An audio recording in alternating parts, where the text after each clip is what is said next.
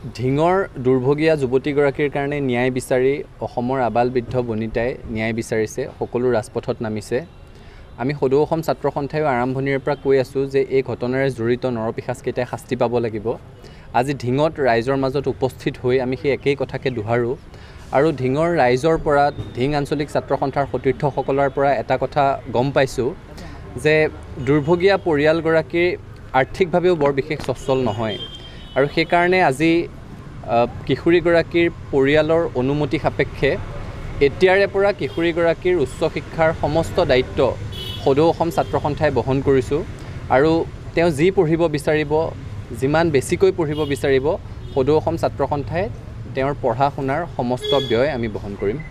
নমস্কাৰ, মই অজয় ফুকন আৰু এইখিনিতে সমূহ এনি ভাৰত চেনেলটোৰ যিসকল কৰ্মকৰ্তা আছে সকলোৰে মোৰ ফালৰ পৰা শুভেচ্ছা জ্ঞাপন কৰিছোঁ। অসমৰ আচলতে সংবাদ জগতত নতুনকৈ আচলতে এটি আত্মপ্ৰকাশ ঘটিছে আমাৰ নিউজ চেনেল এনি ভাৰত আৰু এনি ভাৰতৰ এটা খুব ধুনীয়া এটা অনুষ্ঠান হ'বলৈ গৈ আছে। সকলোৱে জানে আমাৰ সকলোৰে মৰমৰ হাৰ্টথ্ৰব জুবিন গাৰ্গৰ গানে কি আনে, আচলতে জুবিনদাৰ সেই গীতৰ আধাৰত আমাৰ হিৰুদাই লিখা সেই গীতটি গানে কি আনে, এই গানে কি আনে নামৰ এটি তেওঁলোকে সাংগীতিক ৰিয়েলিটি শ্ব' কৰিবলৈ গৈ আছে আৰু 15 আগষ্টৰ পৰা গোটেই আৰম্ভ হ'ব। প্ৰথম অডিশ্যন অসমৰ ধেমাজি জিলাত আৰম্ভ কৰিব।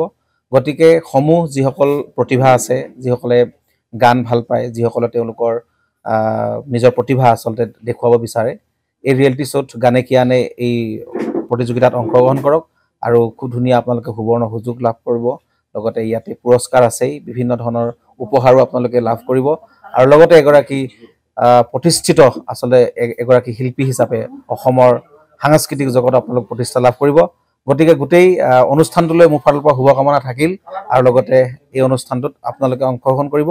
আমিও আছোঁ আৰু সকলোকে আমি লগ পাম। ধন্যবাদ।